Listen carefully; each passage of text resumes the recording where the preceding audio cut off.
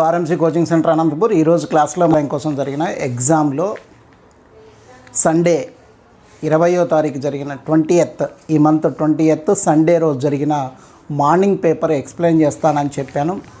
So చాలామంది అడుగుతున్నారు ఆ ఎగ్జామ్ రాసిన వాళ్ళు ఆ క్వశ్చన్ పేపర్ని ఎక్స్ప్లెయిన్ చేయండి అని ఫోన్లో వస్తున్నాయని చెప్పాను. అందుకని ఆ క్వశ్చన్ పేపర్ క్లియర్గా ఎక్స్ప్లెయిన్ చేద్దాం అనుకుంటున్నాను, మ్యాథ్స్కి సంబంధించినవి. సో మీకు రోజు చెప్తున్నాను సబ్జెక్ట్ నేర్చుకుంటే ఉద్యోగం గ్యారంటీగా వస్తుందని చెప్పాను. అంతేగాని ఎక్కడో సిలబస్ను చూసుకొని ఆ సిలబసే వస్తుంది ఇక వేరేది రాదని మీరు అది ప్రయత్నం చేస్తే ఇక్కడ ఎగ్జామ్స్లో మీరు మార్కులు తక్కువగా వచ్చే అవకాశం ఉంది మీకు. సో మీరు ఆ సిలబస్ చాలామంది నేను ఎగ్జామ్కు ముందే చెప్పాను, లాస్ట్ ఇయర్ ఎగ్జామ్ జరిగినప్పుడు కూడా చెప్పాను, ఎక్కడి నుంచైనా ఏ కార్నర్ నుంచైనా ఎగ్జామ్లో క్వశ్చన్స్ అడగవచ్చు అని చెప్తే చాలామంది ఏం చేశారంటే అర్థమెటిక్ పార్ట్ వదిలేసి ఓన్లీ రీజనింగ్ మాత్రమే ఇస్తారు లేదా డేటా అనాలిసిస్ మాత్రమే ఇస్తారని చెప్పేసి అవి మాత్రమే ప్రిపేర్ అయ్యారు. లాస్ట్ ఇయర్ అట్లనే చేశారు, ఈ సంవత్సరం కూడా ఎగ్జామ్కు ముందు చాలామంది అదే ప్రిపేర్ అయ్యారు. రీజనింగ్ పార్ట్ తర్వాత డేటా అనాలిసిస్ మాత్రమే చూసుకున్నారు చాలామంది. కానీ నేను ముందే చెప్పాను టోటల్ సిలబస్ అంతా చూసుకోండి, ఎక్కడి నుంచైనా క్వశ్చన్ రావచ్చు, ఏ క్వశ్చన్ వచ్చినా మీరు చేసేటట్టుగా ఉండాలి. ఒక్క మార్క్ మిస్ అయినా కూడా మీరు ఉద్యోగం కోల్పోతారు. ఎందుకంటే మీకంటే ఒక మార్క్ ఎక్కువ ఎవరికైతే ఎక్కువ వస్తుందో వాళ్ళకు ఉద్యోగం వస్తుంది. కాబట్టి సబ్జెక్ట్ అనేది ఇంపార్టెంట్ అని మొదటి నుంచి చెప్తున్నాను, ఇప్పుడు అదే చెప్తున్నాను. ఈరోజు క్వశ్చన్ పేపర్లో విషయాలు కూడా మీకు చూపిస్తాను. సో దీంట్లో మీకు మొన్న సండే రోజు జరిగిన క్వశ్చన్ పేపర్ అండి ఇది సెట్ ఏ తీసుకున్నాను నేను మార్నింగ్ సెషన్లో 20వ తారీఖు 20th రోజు సండే మార్నింగ్ పేపర్, ఇది సెట్ ఏ పేపరు. సో ఈ పేపర్లో మీకు మొత్తం ఎన్ని క్వశ్చన్స్ ఈ మనకు కావాల్సిన అర్థమెటిక్ రీజనింగ్ అనే టాపిక్లో నుంచి రావడం జరిగింది అంటే, సో దీంట్లో మొత్తం మ్యాథ్స్కి సంబంధించి 14 బిట్స్ ఇచ్చాడు. ఈ 14 బిట్స్లో 4 బిట్స్ డేటా అనాలిసిస్ నుంచి వచ్చినాయి, 5 బిట్స్ అర్థమెటిక్ పార్ట్ నుంచి వచ్చాయి, 5 బిట్స్ రీజనింగ్ పార్ట్ నుంచి వచ్చాయి. సో ఈ విధంగా చూస్తే మనకు అర్థమెటిక్లో 5 బిట్లు, రీజనింగ్లో 5 బిట్లు సమానంగా పడ్డాయి. దాంతోపాటు డేటా అనాలిసిస్ నుంచి 4 మార్కులు వచ్చాయి, అంటే టోటల్గా 14 మార్క్స్. ఈ 14 మార్క్స్లో మీరు అర్థమెటిక్ రీజనింగ్లో ఉండే 5 మొత్తం 10 మార్కులు ఈజీగా సంపాదించుకునే అవకాశం ఉంది. అట్లాంటి క్వశ్చన్సే ఇచ్చారు. ఆల్రెడీ మనం చెప్పుకున్న టాపిక్స్లో నుంచే మ్యాక్సిమం క్వశ్చన్స్ కూడా రావడం జరిగింది. అయితే ఇక డేటా అనాలిసిస్ అంటారా, ఇది మొత్తం కూడా క్యాలిక్యులేషన్ పార్ట్ను బేస్ చేసుకొని ఇచ్చాడు. సో క్యాలిక్యులేషన్ పార్ట్ను బేస్ చేసుకొని ఇచ్చాడు కాబట్టి దాంట్లో కొంత టైం తీసుకుంటుంది. ఆ టైం తీసుకొని చేసినందుకు మీకు 4 మార్కులు వస్తాయి. అయితే కొంచెం లాజిక్గా ఆలోచించి చేస్తే డేటా అనాలిసిస్లో క్వశ్చన్స్ కూడా ఆన్సర్ చేయొచ్చు, కానీ క్యాలిక్యులేషన్ పార్ట్ ఉంటుంది. సో అందులో నాన్ మ్యాథ్స్ వాళ్ళు అయితే కొంచెం కష్టపడి చేయాల్సి ఉంటుంది. సో ఇందులో మనము బోర్డు పైన రాసిన క్వశ్చన్స్ ఎట్లా ఉన్నాయి, వాటి ఆన్సర్స్ ఏంటి, ఎట్లా ఉన్నాయి అనేది ఈ క్వశ్చన్ పేపర్ ద్వారా మీకు చూపిస్తాను అండి. ఏ ఎగ్జామ్కి ప్రిపేర్ అవుతున్నా సిలబస్ అంతా నేర్చుకోండి, సబ్జెక్ట్ అంతా నేర్చుకోండి. అంతేకాని ఆ ఎగ్జామ్కి ఏం సిలబస్ వస్తుందని ఊహించుకోకండి, దానివల్ల నష్టపోతున్నారు చాలామంది. సో ఇప్పుడు మరి క్వశ్చన్ పేపర్లోకి వెళ్దాం. ఈ క్వశ్చన్ పేపర్ సెట్ ఏ, మీ అందరి దగ్గర కూడా క్వశ్చన్ పేపర్స్ ఉంటాయి. అందులో నంబర్స్ మారి ఉండొచ్చు క్వశ్చన్ నంబర్స్, బట్ క్వశ్చన్స్ అన్నీ కూడా యాజ్ ఇట్ ఈజ్ అట్లాగే ఉంటాయి. ఓకే, బి కావచ్చు, సెట్ సి కావచ్చు, సెట్ డి కావచ్చు, ఏదైనా కూడా క్వశ్చన్స్ అట్లాగే ఉంటాయి. కాకపోతే మీ నంబరింగ్ చేంజ్ అయ్యి ఉంటుంది. ఆ నంబర్స్ చూసుకోండి, క్వశ్చన్ చూసుకోవచ్చు, మీరు ఆన్సర్ చెక్ చేసుకోవచ్చు. ఓకే, ఇప్పుడు మనం స్టార్ట్ చేద్దాం. దీంట్లో సెట్ ఏలో 11th క్వశ్చన్ నుంచి చెప్తున్నాం. నెంబర్ 11 దీంట్లో క్వశ్చన్ పేపర్ పరంగా క్వశ్చన్ నెంబర్ 11 ఇది నంబర్ సిరీస్ నుంచి ఇవ్వబడింది. ఆల్రెడీ మనం నంబర్ సిరీస్ అనే టాప్లో నేను 100 క్వశ్చన్స్ మీకు చూపించాను. సో ఈ క్వశ్చన్ మీరు సింపుల్గా చేయొచ్చు. అయితే ఈ సిరీస్లో తర్వాత వచ్చే నంబర్ ఏది అంటున్నాడు. 17, 34, 38, 114, 120 అండ్ 480 క్వశ్చన్ మార్క్ ఇచ్చాడు. ఆ క్వశ్చన్ మార్క్లో వచ్చే నంబర్ ఏంటో చెప్పాలి. What should come in the place of question mark in the following series. ఈ సిరీస్లో క్వశ్చన్ మార్క్ దగ్గర ఉండే నంబర్ ఏంటి, అక్కడ వచ్చే నంబర్ ఏంటి అంటున్నాడు. సో వెరీ సింపుల్ క్వశ్చన్ అండి ఇది, మీరు ఆలోచిస్తే ఈజీగా ఆన్సర్ చేయొచ్చు. ఓకే, 17 తర్వాత 34 ఉంది అంటే 17ని 2తో మల్టిప్లై చేస్తే 34 వస్తుంది. ఆ తర్వాత ఏం చేశాడు అంటే 34కి +4 యాడ్ చేసుకున్నాడు. 34కి 4 యాడ్ చేశాడు. ఫస్ట్ ఏమో × 2, తర్వాత ఏమో +4. నెక్స్ట్ 38 × 3, 38 3 114. నెక్స్ట్ 114కి +6 యాడ్ చేసుకున్నాడు. 6 యాడ్ చేశాడు. ఫస్ట్ × 2, 17ని 2తో మల్టిప్లై చేస్తే 34 అయింది. 34కి 4 యాడ్ చేస్తే 38 అయింది. 38ని 3తో మల్టిప్లై చేస్తే 114 అయింది. 114కి 6 యాడ్ చేస్తే 120. అగైన్ ఈ 120ని × 4, 12 4 48, అంటే 124 480. సో నెక్స్ట్ ఇక్కడ +4 యాడ్ చేశాడు, +6 యాడ్ చేశాడు కాబట్టి నెక్స్ట్ మనం ఎంత యాడ్ చేయాలంటే +8 ఈవెన్ నెంబర్ యాడ్ చేయాలి. సో +4 +6 +8 యాడ్ చేస్తే 480కి 8 యాడ్ చేస్తే మనకు రావాల్సిన నెంబర్ ఎంత అంటే 488. 488 అనేది మన ఆన్సర్. సో చూడండి, ఫస్ట్ × 2 +4, × 3 +6, × 4 +8. సో ఇక్కడ న్యాచురల్ నెంబర్తో మల్టిప్లై చేస్తున్నాడు. × 2, × 3, × 4. మధ్యలో ఏం చేస్తున్నాడు? ఈవెన్ నెంబర్ అడిషన్ చేస్తున్నాడు. +4 +6 +8. సో ఫైనల్గా మనకు రావాల్సిన ఆన్సర్ ఏంటంటే 488. అది ఎక్కడుంది అంటే థర్డ్ ఆప్షన్లో ఉంది, చూడండి. Okay, 488 third option. Okay, next 12th question. ఇది నేను సింప్లిఫికేషన్స్లో మీకు ఇలాంటి క్వశ్చన్స్ చాలా చూపించాను. అక్కడ బాడ్మాస్ రూల్ ప్రకారం క్వశ్చన్స్ ఇవ్వబడతాయి. So plus minus into divided by అనే సింబల్స్ వచ్చాయంటే ఖచ్చితంగా బాడ్మాస్ రూల్ని ఉపయోగించాలి. సో ఆ బాడ్మాస్లో కూడా ఫస్ట్ ప్రిఫరెన్స్ డివిజన్కు ఫస్ట్ ప్రిఫరెన్స్ ఇస్తారు. అందులో డివిజన్ ఉంటే డివిజన్ చేయండి, తర్వాత మిగిలిన సంఖ్యలకు ఇంటూ ఉందా, ప్లస్ ఉందా, మైనస్ ఉందా చూసుకోండి. దానికంటే ముందు ఇంకోటి ఏం చెప్పానంటే బ్రాకెట్లో ఉండే నంబర్లకు ఫస్ట్ ప్రిఫరెన్స్ ఇవ్వాలని చెప్పాను. బ్రాకెట్లో ఏ సింబల్ అయినా ఉండనివ్వండి, బ్రాకెట్లో ఉండే నంబర్స్ను ఫస్ట్ సింప్లిఫై చేయాలి. సో కాబట్టి ఇక్కడ బాడ్మాస్ రూల్ ప్రకారం ఫస్ట్ బ్రాకెట్లో ఉండే నంబర్లను సింప్లిఫై చేయాలి. కాబట్టి 52 100. Okay, so bracket complete. Next +6. ఇక్కడ డివిజన్ ఉంది అవుట్ సైడ్, బ్రాకెట్లో ఫస్ట్ మల్టిప్లై చేసుకున్నాం. 52 100 +6. నెక్స్ట్ ప్లస్ దాని ముందు ఏముంది? 70 డివైడెడ్ బై 35, అంటే 70లో 35 2 సార్లు పోతుంది. 70లో 35 2 టైమ్స్ పోతుంది. So total addition 100 + 6 106 + 2 108. అంతే. ఆన్సర్ ఎంత వచ్చిందండి? 108 వచ్చింది. సో 108 అనేది ఇక్కడ థర్డ్ ఆప్షన్లో ఇవ్వబడింది. Okay, right. సో ఈ 2 క్వశ్చన్లు వెరీ సింపుల్ అండి. మీరు అందరూ కూడా ఈ ప్రిపరేషన్లో ఉన్న వాళ్ళంతా కూడా ఈ 2 మార్కులు సంపాదించుకొని ఉంటారు. ఓకే, నెక్స్ట్ థర్డ్ క్వశ్చన్కి వెళ్దాం.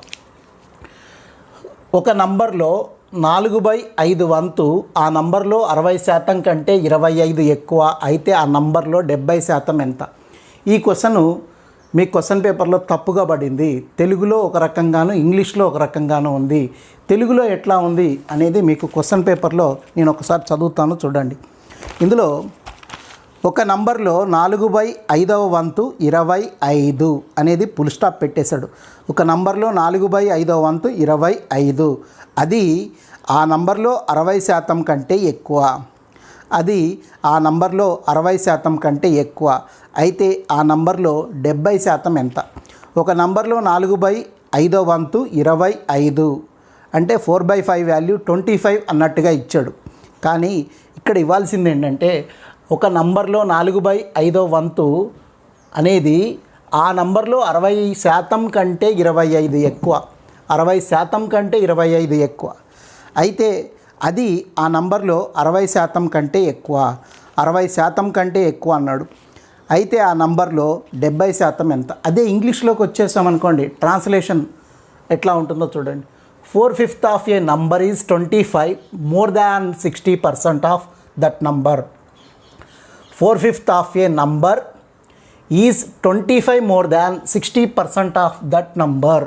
ఓకే, అది క్లియర్గా ఉంది చూడండి. ఒక నంబర్లో 4/5వ వంతు ఆ నంబర్లో 60% కంటే 25 ఎక్కువ అయితే ఆ నంబర్లో 70% ఎంత? What is the 70% of that number అన్నాడు. Okay, so let the number X. ఆ నంబర్ ఏంటో మనకు తెలియదు కాబట్టి ఆ నంబర్ను మనం ఎక్స్ అనుకుందాం. ఓకే, ఎక్స్లో 4/5 వంతు, ఎక్స్లో 4/5 వంతు ఏమంటున్నాడు, ఆ నంబర్లో 60% కంటే 25 ఎక్కువ. ఆ నంబర్ అంటే ఏంటి, ఎక్స్లో ఎంతకంటే 60% కంటే 25 ఎక్కువ. ఓకే, ఎక్స్లో 60% మీన్స్ 60/100. 60% కంటే ఎంత ఎక్కువ అంటే 25 ఎక్కువ. ఎక్కువ అయితే ప్లస్, తక్కువ అయితే మైనస్ వేసుకుంటాం. సో ఇక్కడ చూడండి, ఒక సంఖ్యలో 4/5 వంతు ఆ సంఖ్యలో 60% కన్నా 25 ఎక్కువ. 60% కన్నా 25 ఎక్కువ. Okay, so more than 25 more than 60% అంటున్నాడు. అంటే 25 అనేది ఎక్కువగా ఉంది. 60% కంటే 25 ఎక్కువగా ఉంది. ఎక్కువ అంటే ప్లస్ వేసుకుంటాం, తక్కువ అంటే మైనస్ వేసుకుంటాం. సో దీని క్యాలిక్యులేషన్ ప్రకారం మనము ఇక్కడ 23 25 ఇక్కడ 4x/5 is equal to 3x/5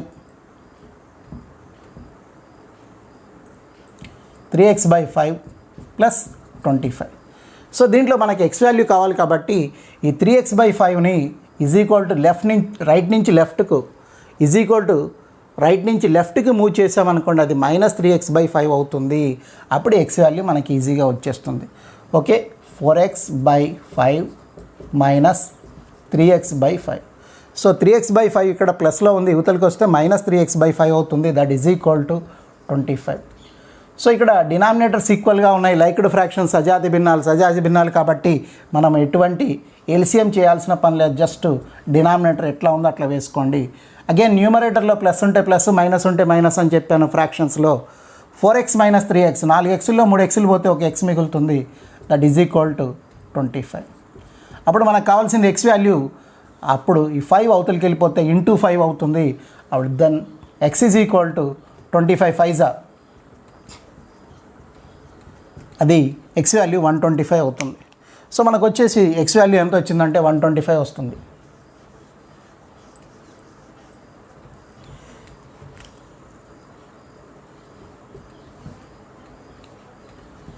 x is equal 25 5 125.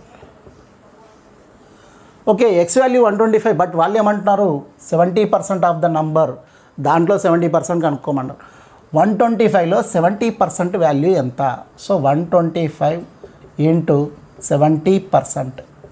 Okay, 25 5 25 4 again 2 2 235. 35 5 175/2. 175లో హాఫ్ 87.5. ఓకే అండి. సో మళ్ళీ ఒకసారి చూడండి, ఒక సంఖ్యలో 4/5 వంతు అంటే మనం శాతాలు చెప్పుకున్నప్పుడు శాతాలు అనే టాపిక్ పర్సంటేజెస్లో ఏదైనా ఒక సంఖ్య విలువ తెలియకపోతే దాన్ని ఎక్స్ అనుకోవచ్చు, లేదా 100%లో లెక్క వేసుకోవచ్చు. అంటే దాని విలువ తెలియకపోతే ఎక్స్ అనుకుంటున్నాం, లేదా 100% అనుకుంటున్నాం.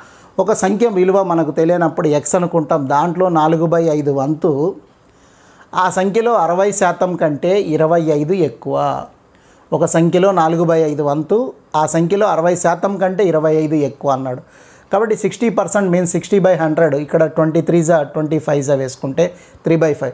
అప్పుడు 3x/5 అవుతుంది. అది మనకు లెఫ్ట్ హ్యాండ్ సైడ్ వస్తే -3x/5 అవుతుంది. అప్పుడు డినామినేటర్స్ ఈక్వల్గా ఉన్నాయి కాబట్టి న్యూమరేటర్లో 4xలో 3x తీసేస్తే x ఉంటుంది. x/5 ఈజ్ ఈక్వల్ 25 అయితే x ఈజ్ ఈక్వల్ టు 25 5 125 అవుతుంది. అయితే దాంట్లో మనకేం కావాలంటే ఎక్స్ వాల్యూ కాదు అడిగింది, దాంట్లో 70% అడిగాడు. కాబట్టి 125లో 70%, 125 ఇంటూ 70% మీన్స్ 70/100. 25 5 25 4 అగైన్ 2 2 235. 35 5 175. 175/2 మీన్స్ 175లో హాఫ్ 87.5. 87.5. సో 87.5 అనేది ఆప్షన్స్లో ఎక్కడుందో చూడండి. ఫస్ట్ ఆప్షనే 87.5 ఉంది. సో ఇలాంటి క్వశ్చన్స్ మనం శాతాలు పర్సంటేజెస్ అనే టాపిక్ తీసుకున్నప్పుడు ఇలాంటి క్వశ్చన్స్ వచ్చి ఉంటాయి. చూసుకోండి, యాజ్ ఇట్ ఈజ్ మీకు సబ్జెక్ట్ వస్తే మీరు ఏదైనా చేసే అవకాశం ఉంటుంది. ఓకే, చెప్పిన క్వశ్చన్ యాజ్ ఇట్ ఈజ్ రావాలని రూల్ ఏం లేదు. నంబర్లు మారవచ్చు, మోడల్ మారవచ్చు, ఏదైనా కావచ్చు. అందుకని సబ్జెక్ట్ మీరు నేర్చుకొని ఉంటే ఒక ఐడియా వస్తుంది, ఎట్లా చేయాలి, ఏం చేయాలి అనేది క్వశ్చన్ పైన కాన్సన్ట్రేషన్ చేయొచ్చు. ఓకే అండి, right. Next 4th question or 14th question, 4 వరుస బేస్ సంఖ్యల సరాసరి 16. ఇది యావరేజ్ సరాసరి నుంచి వచ్చింది. ఇట్లాంటి క్వశ్చన్స్ ఒక 3-4 క్వశ్చన్స్ నేను చెప్పుంటాను. యావరేజ్లో కూడా మీకు యావరేజ్ కంప్లీట్ అయిపోయింది నేను ఇచ్చిన వీడియోస్లో. 4 వరుస బేస్ సంఖ్యల సరాసరి 16 16. అయితే కనిష్ట గరిష్ట సంఖ్యల గుణకారం product of the 2 numbers. Okay, the average of 4 consecutive odd numbers is 16. What is the product of lowest and highest number? Okay, very simple question అండి. దీనికి ఎటువంటి క్యాలిక్యులేషన్స్ కూడా అవసరం ఉండదు. ఓకే, మరి ఏ విధంగా దీని ఆన్సర్ చేయొచ్చు అనేది చూద్దాం. 4 వరుస బేస్ సంఖ్యల సరాసరి, average of 4 consecutive odd numbers, average is 16. So ఆ నంబర్స్ ఏంటి అంటే 4 odd numbers. 4 ఏం నంబర్స్ అంటే odd numbers అండి. 4 వరుస బేస్ సంఖ్యలు 4 consecutive odd numbers, average of 4 numbers is 16. Average అంటే ఏంటి?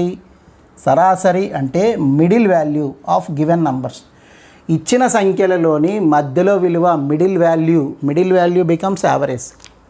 సో ఇప్పుడు ఈ 4 నంబర్స్కి యావరేజ్ ఎంత అంటే 16. మనకి యావరేజ్ అవసరం లేదు. ఆ 4 ఏం నంబర్స్ అంటే ఆడ్ నంబర్స్. ఆ 4 ఏం నంబర్స్? Add numbers. ఆడ్ నంబర్స్లో మనకు 16 ఆఫ్టర్ ఆడ్ నంబర్ ఎంత అండి? 17. 17 ఆఫ్టర్ 19. 16కి బిఫోర్ 15, దానికి బిఫోర్ 13. సో 4 ఆడ్ నంబర్స్ ఏంటా? ఆడ్ నంబర్స్ అంటే 13, 15, 17 అండ్ 19. 4 odd numbers. 4 ఆడ్ నంబర్స్కి మిడిల్ వాల్యూ ఏదైతే ఉందో అది యావరేజ్ అవుతుంది. మరి యావరేజ్ అంటే ఫస్ట్ లాస్ట్ 2 నంబర్లు కలిపేసి ఆఫ్ చేసుకుంటే మిడిల్ వాల్యూ వస్తుంది, యావరేజ్ వస్తుంది. మొదటి సంఖ్య చివరి సంఖ్య కనిష్ట గరిష్ట సంఖ్యలు కలిపి సగం చేసుకుంటే ఆఫ్ చేసుకుంటే మిడిల్ వాల్యూ వస్తుంది. చూడండి, 13, 19 2 యాడ్ చేసుకోండి, ఎంత వస్తుంది? 32 వస్తుంది. 32 ఆఫ్ 16.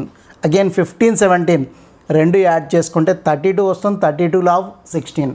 అంటే ఇచ్చిన సంఖ్యలలోని మధ్యలో విలువనే యావరేజ్, సరాసరి అంటామని సగటు చెప్పినప్పుడు చెప్పాను. అయితే దీంట్లో ఆ 4 నంబర్స్ ఏంటి? యావరేజ్లో మనకు కావాల్సినవి 13, 15, 17, 19. ఓకే, 4 వరుస బేస్ సంఖ్యలు ఏవండి? 13, 15, 17, 19. అయితే చివరిగా వాళ్ళు ఏమన్నారు? కనిష్ట గరిష్ట సంఖ్యల గుణకారం. Okay, the product of lowest and highest number. Lowest number is 13 and highest number is 19. So ఆ రెండింటి మల్టిప్లికేషన్ వాల్యూయే మనకు కావాలి. మరి అందులో 19తో ఇక్కడ మనం మల్టిప్లై చేసుకుని 19 3s are 57, 7 and 5. 19 1s are 19 plus 5 24, 247 the value. So మనకు రావాల్సిన ఆన్సర్ ఏంటండి? 247. మరి 247 ఆప్షన్స్లో ఉందా ఎక్కడన్నా అంటే 247 అనేది 247 ఫస్ట్ ఆప్షన్లోనే ఇవ్వబడింది. మరి ఇక్కడ కనిష్ట సంఖ్య 13, గరిష్ట సంఖ్య 19, రెండింటి మల్టిప్లికేషనే మనకు కావాల్సిన ఆన్సర్. ఓకే, సో దీంట్లో ఆప్షన్స్లో ఈ విధంగా మిమ్మల్ని కన్ఫ్యూజ్ చేయడానికి రకరకాలుగా ఇచ్చారు. 247, 255, 221 ఇచ్చిన దత్తాంశం సరిపోటుగా ఇవ్వలేదు అన్నట్టుగా చెప్తున్నాడు. సో ఇచ్చిన డేటా సరిగ్గా లేదు, మరి దాని నుంచి ఆన్సర్ రాదు అన్నట్టుగా చెప్తున్నాడు. మరి ఆన్సర్ ఎంత అండి? 247. Okay, right. మరి మనకు కావాల్సిన ఆన్సర్ 247 వచ్చింది. రైట్. సో ఈ 4 క్వశ్చన్లు మీరు సింపుల్గా చేసి 4 మార్కులు సంపాదించుకునే అవకాశం ఉంది, మీరు సబ్జెక్టు క్లియర్గా తెలిసుంటే. ఓకే అండి. సో దీంట్లో నాన్ మ్యాథ్స్ అనేవాళ్ళు ఏమీ ఉండదు, అందరికీ ఒకటే సబ్జెక్టు. అందరూ సబ్జెక్ట్ నేర్చుకుంటే ఎవరైనా చేయొచ్చు, ఎవరైనా జాబ్ కొట్టే అవకాశం ఉంది. 15th క్వశ్చన్, ఇది పర్సంటేజ్ నుంచి ఇవ్వబడింది. అయితే ఈ పర్సంటేజ్లో కూడా రిలేటెడ్గా ఉండే టాపిక్స్ ఏంటంటే ప్రాఫిట్ లాస్, లాభ నష్టాలు. అగైన్ దానికి రిలేటెడ్గా మనకు పర్సంటేజ్లో చాలా టాపిక్స్ ఉన్నాయని ముందులో చెప్పుకున్నట్టున్నాం. పర్సంటేజెస్కి రిలేటెడ్గా ఉండేది ప్రాఫిట్ లాసు, డిస్కౌంటు, తర్వాత ఇంట్రెస్ట్ అంటే సింపుల్ ఇంట్రెస్ట్, కాంపౌండ్ ఇంట్రెస్ట్, ఇలా ఇవన్నీ కూడా పర్సంటేజెస్కి రిలేటెడ్గా ఉండే టాపిక్స్. మెయిన్ టాపిక్ ఏంటంటే పర్సంటేజ్, దానికి రిలేటెడ్గా ఉండేది ప్రాఫిట్ లాసు, డిస్కౌంట్, తర్వాత ఇంట్రెస్ట్లో కూడా సింపుల్ ఇంట్రెస్ట్, కాంపౌండ్ ఇంట్రెస్ట్, ఇట్లాంటి టాపిక్స్ అన్నీ కూడా పర్సంటేజ్కి రిలేటెడ్గా ఉంటాయి. సో ఇది పర్సంటేజ్లోనే, కానీ దేనికి సంబంధించిందంటే ప్రాఫిట్ లాస్కి సంబంధించిన క్వశ్చన్. ఓకే, ఒక వాచి ధరను 25% పెంచినప్పుడు అమ్ముడైన పరిమాణం 20% తగ్గింది. అయితే నికర ఫలితం ఏమిటి? When the price of a watch was increased by 25%, the quantity sold was decreased by 20%. What was the net effect? What was the net effect? So first option 8% gain, 8% లాభం. సెకండ్ 5% లాస్, 5% నష్టము. Third 8% loss, 8% నష్టము.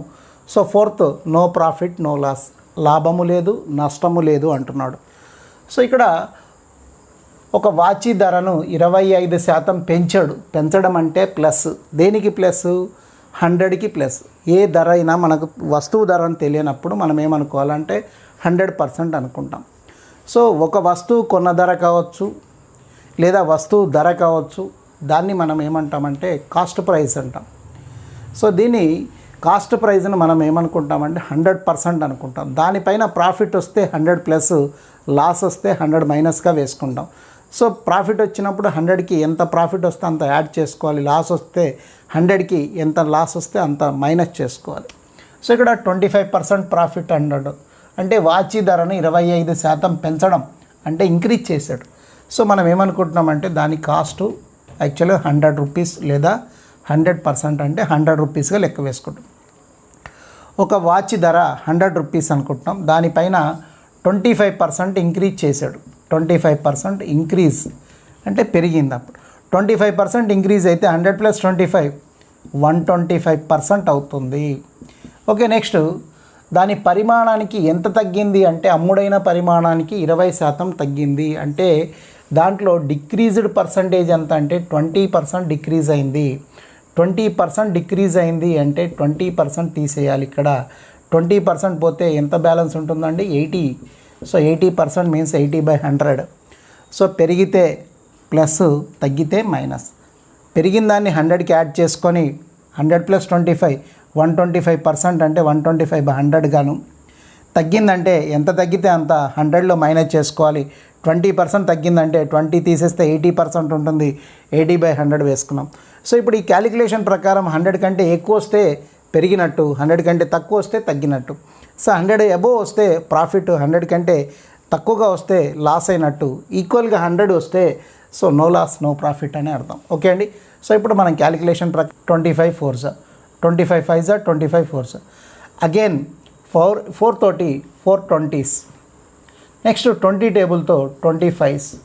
మళ్ళీ 5 cancel. అన్నీ cancel అయిపోయి ఫైనల్గా మనకి ఏం మిగిలిందంటే 100 మిగిలింది. అంటే అంతకుముందు మనం ఏదైతే తీసుకున్నామో దాని కొన్న వెల లేదా దాని కాస్ట్ ప్రైస్ 100 రూపీస్ అనుకున్నాం కాబట్టి అదే అక్కడ ఉంది. సో ఇక్కడ ఇవన్నీ క్యాన్సిల్ అయిపోయి మనకు బ్యాలెన్స్ ఎంత ఉందండి? 100 ఉంది. అంటే యాజ్ ఇట్ ఈజ్ అట్లాగే ఉంది కాబట్టి నో లాస్ నో ప్రాఫిట్. ఇక్కడ లాభము లేదు నష్టము లేదు అని అర్థం. ఓకే, నెక్స్ట్ క్వశ్చన్కి వస్తే ఇది డైరెక్షన్స్ రీజనింగ్ నుంచి ఇచ్చారు. Directions question. బి అనేది ఏకు తూర్పు మరియు సికి ఉత్తరం, ఈ అనేది డికి దక్షిణంగా, డి అనేది సికి తూర్పుగా ఉంది. అయితే ఏ అనేది ఈకి ఏ దిశలో ఉంది అంటున్నాడు. చూడండి, బి అనేదేమో ఏకు తూర్పు మరియు సికి ఉత్తర దిశలో ఉంది. బి అనేది ఏతో పోల్చుకుంటే తూర్పుగాను, సికి ఏమో ఉత్తరంగా ఉంది. మరి ఈ అనేది ఎక్కడ ఉందంటే డికి దక్షిణంగా ఉంది. మరి డి అనేది సికి తూర్పుగా ఉంది. అయితే ఏ అనేది ఈకి ఏ దిశలో ఉంది అంటే ఈ నుంచి చూస్తే ఏ దిశలో ఉంది అని అడుగుతున్నాడు. So B is to the east of A and north of C. E is to the south of D. Who is the east of C? Which one of the following is direction of A with respect to E? Okay, A నుంచి compare చేస్తే ఏ direction ఏంటి, ఏ అనేది ఏ డైరెక్షన్లో ఉంది అని అడుగుతున్నాడు. So మరి ఇక్కడ మనకిచ్చింది సౌత్ ఈస్ట్ ఆప్షన్స్లో, దక్షిణము తూర్పు, సెకండ్ నార్త్ వెస్ట్, ఉత్తరం పడమర, థర్డ్ వన్ నార్త్ ఈస్ట్, ఉత్తరం తూర్పు, fourth one cannot be determine, నిర్ధారించలేము అంటున్నాడు. మరి ఏది కరెక్టో చూద్దాం. ఫస్ట్ మనకు డైరెక్షన్స్ అనేది ఒక ఐడియా ఉండాలి కాబట్టి నేను జస్ట్ వైపున తూర్పు, ఎడం వైపున పడమర. వయక్షానికి పై భాగంలో ఉత్తరం, వయక్షానికి క్రింది భాగంలో దక్షిణం ఉంటుంది. మరి వీటిల్లో కార్నర్స్ మనకు ఎలా ఉంటాయో చూద్దాం. మూలలు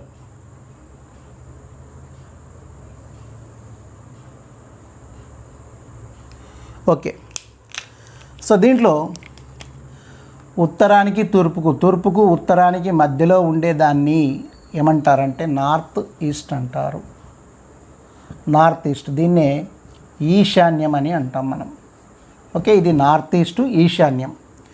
తర్వాత తూర్పు దక్షిణం తూర్పుకు ఉండేది south east. So south east, దీన్ని ఆగ్నేయం అని అంటాం. ఆగ్నేయం, ఇది ఈశాన్యం.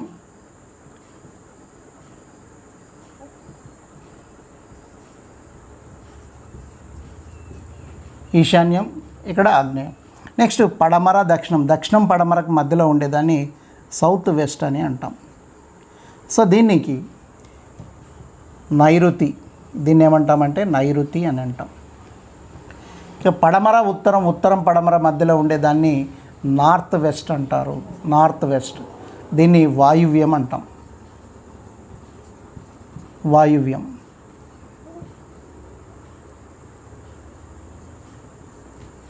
సో ఈ విధంగా తీసుకున్నట్లయితే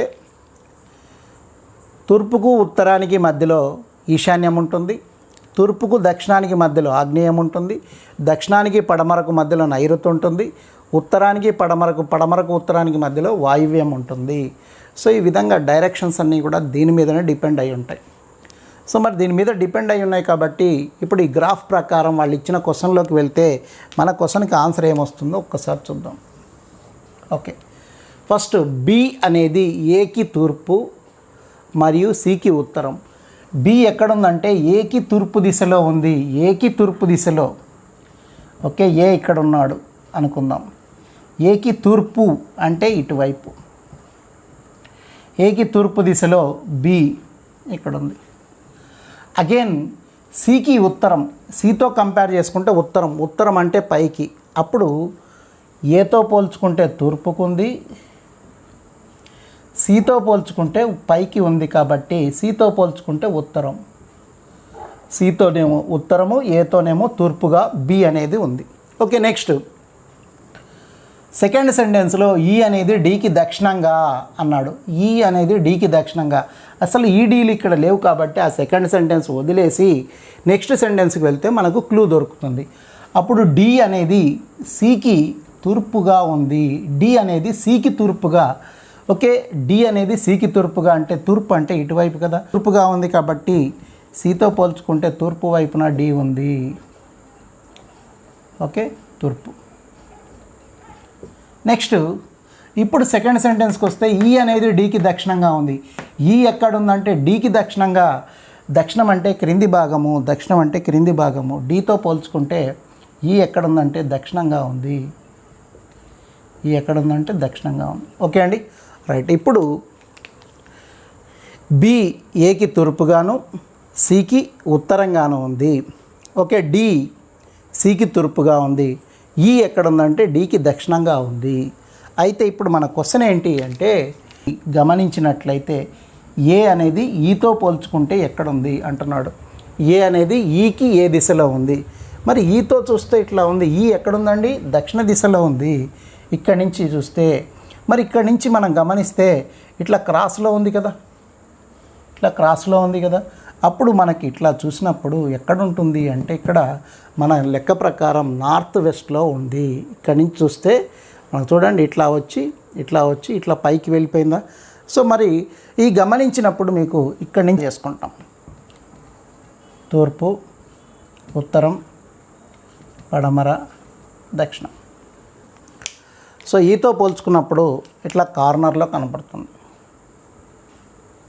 ఈతో పోల్చుకున్నప్పుడు ఇది ఈ అనుకుందాం. ఈని సెంటర్ చేసుకుంటాం. ఎప్పుడైనా కూడా మనం ఒక డైరెక్షన్స్లో వెళ్ళినప్పుడు ఇది సెంటర్ పాయింట్ నుంచి కంపేర్ చేసుకోవాలి. సెంటర్ నుంచి తూర్పు, పడమర, ఉత్తరం, దక్షిణం, ఈశాన్యం, ఆగ్నేయం, నైరుతి, వాయువ్యం ఇట్లా తీసుకుంటాం. అప్పుడు ఈ నుంచి చూసినప్పుడు ఏ ఎక్కడున్నాడు అంటే ఈ నుంచి చూస్తే ఇట్లా కార్నర్లో ఉంటాడు కాబట్టి అక్కడ ఎక్కడున్నాడు అంటే యాక్చువల్గా వాయువ్యంలో ఉంటాడు. సో వాయువ్యం అనేది అక్కడ ఆప్షన్స్లో ఇవ్వబడలేదు కాబట్టి వాయువ్యాన్ని ఏమంటామంటే నార్త్ వెస్ట్ అంటాం. సో నార్త్ వెస్ట్ అంటున్నాం కాబట్టి ఆ నార్త్ వెస్ట్ను ఎట్లా తీసుకుంటామంటే ఉత్తరము పడమర మధ్యలో. సో ఉత్తరము పడమర మధ్యలో తీసుకుంటాం. ఉత్తరానికి పడమరకు మధ్యలో ఏముందంటే వాయువ్యం ఉంటుంది. సో ఒకవేళ వాయువ్యం అని ఇచ్చుంటే తెలుగులో కరెక్టే, కానీ వాయువ్యం అని ఇవ్వలేదు. నార్త్ వెస్ట్ అన్నాడు, నార్త్ వెస్ట్ అనవచ్చు, దాన్ని వాయువ్యం అనవచ్చు. కాబట్టి అక్కడ మనకు ఏ దిశలో ఉన్నాడు అంటే మనం తెలుగులో అయితే ఉత్తరము పడమర మధ్యలో ఉన్నాడు, ఉత్తరము పడమర మధ్యలో ఉన్నాడు అని చెప్పడం జరుగుతుంది. ఓకే అండి, ఇది డైరెక్షన్స్కి సంబంధించింది. కాబట్టి మీకు డైరెక్షన్స్ అనే టాపిక్ చెప్పినప్పుడు అప్పుడు ఇంకా క్లియర్గా ఉంటుంది. ఇలాంటి క్వశ్చన్స్ సింపుల్గా ఆన్సర్ చేయొచ్చు, మీరు చూసి ఆన్సర్ చేయొచ్చు. సో ఇది ఒక ఐడియా కోసం డయాగ్రామ్ చెప్పడం జరిగింది. సో దీంట్లో మెయిన్ ఇంపార్టెంట్ అంటే ఈ డయాగ్రామే ఇంపార్టెంట్. దీన్ని బేస్ చేసుకునే డైరెక్షన్స్లో క్వశ్చన్స్ ఇవ్వబడ్డాయి.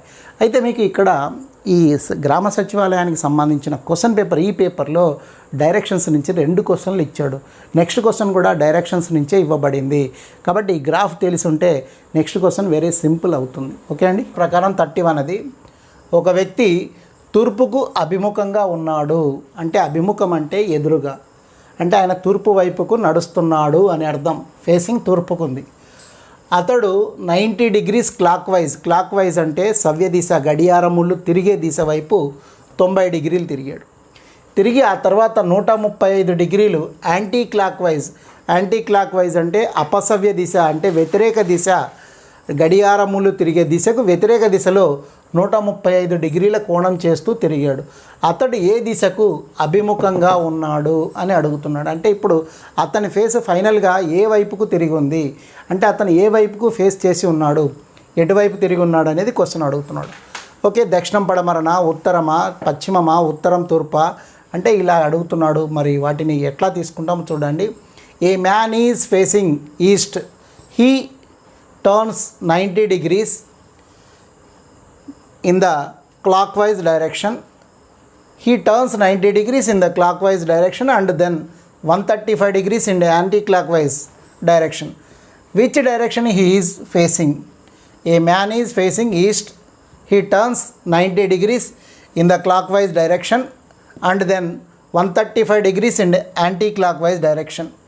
Which direction is he is facing? Okay, అతను ఏ డైరెక్షన్లో తిరిగి ఉన్నాడు అని అడుగుతున్నాడు. కాబట్టి సౌత్ వెస్టా, నార్తా, వెస్టా, నార్త్ ఈస్టా అని అడుగుతున్నాడు. ఇంతకుముందు చేసిన క్వశ్చన్ డైరెక్షన్స్ని బేస్ చేసుకొని ఉందని చెప్పాను కాబట్టి 2 క్వశ్చన్లు ఇవ్వబడ్డాయి. అయితే ఫస్ట్ డైరెక్షన్స్కి సంబంధించిన గ్రాఫ్ ఇంతకుముందు వేసినట్టుగానే వేస్తున్నాను, చూడండి.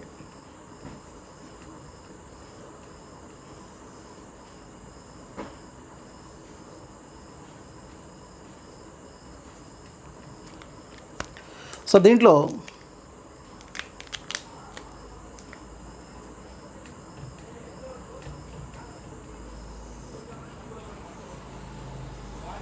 ఓకే, ఈస్ట్, వెస్ట్,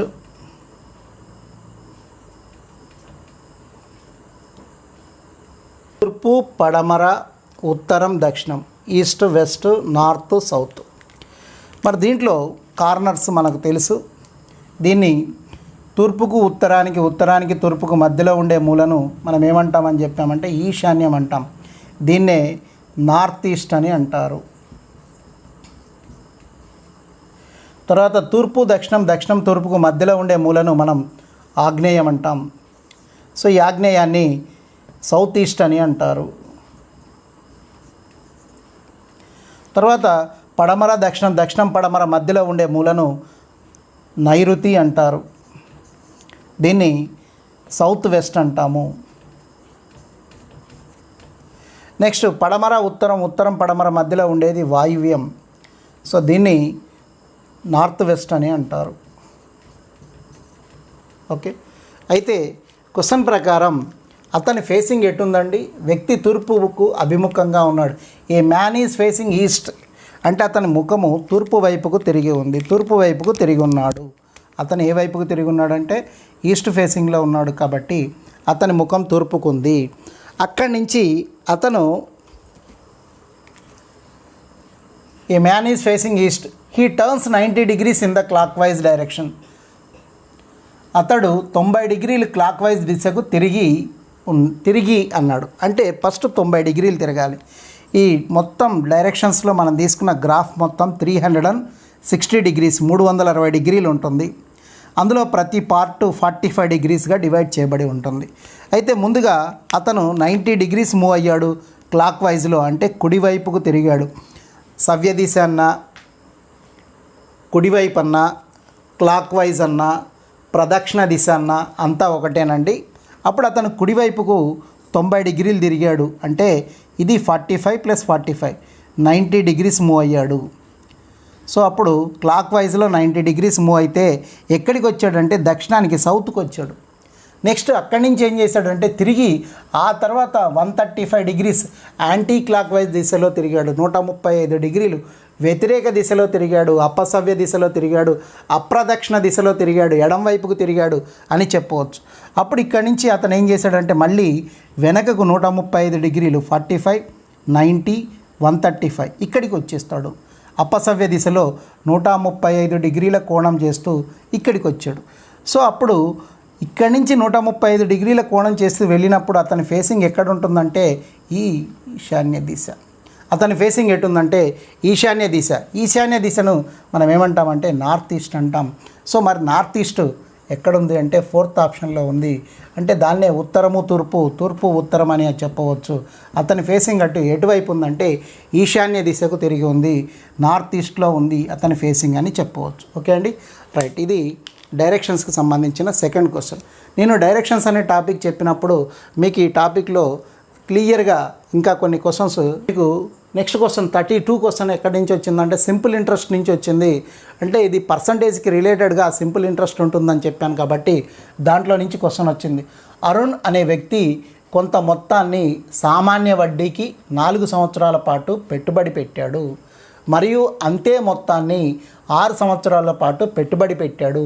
అతనికి వచ్చిన వడ్డీ మొత్తం కంటే 50% అధికమైతే సాలీనా వడ్డీ రేటు ఎంత? ఓకే, అతను కొంత పెట్టుబడి పెట్టాడు 4 సంవత్సరాలకు, మళ్ళీ అంతే పెట్టుబడిని 6 సంవత్సరాలకు పెట్టాడు.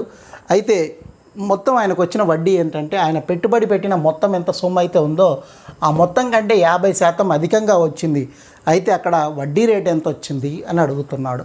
Okay, Arun invested A some of money at a certain rate of simple interest for a period of 4 years. Had he invested the same sum for a period of 6 years, the total interest earned by him would have been 50% more than the earlier interest amount. What was the rate of interest per annum? సంవత్సరానికి సాలీనా వడ్డీ rate అంటే సంవత్సరానికి వడ్డీ rate ఎంత, per annum అతనికి వచ్చిన వడ్డీ rate ఎంత అని అడుగుతున్నాడు. So 20%, 15%, 25%? So exactly cannot be determine అంటున్నాడు. ఖచ్చితంగా చెప్పలేము అంటున్నాడు. అంటే వాళ్ళు ఇచ్చిన డేటా ప్రకారం ఖచ్చితంగా చెప్పలేము అంటున్నాడు. మరి 4 ఆప్షన్స్లో ఏది కరెక్ట్ అవుతుందో చూద్దాం. సింపుల్ ఇంట్రెస్ట్ అనగానే అందరికీ తెలుసు formula, simple interest formula PTR/100. Okay, so PTR/100.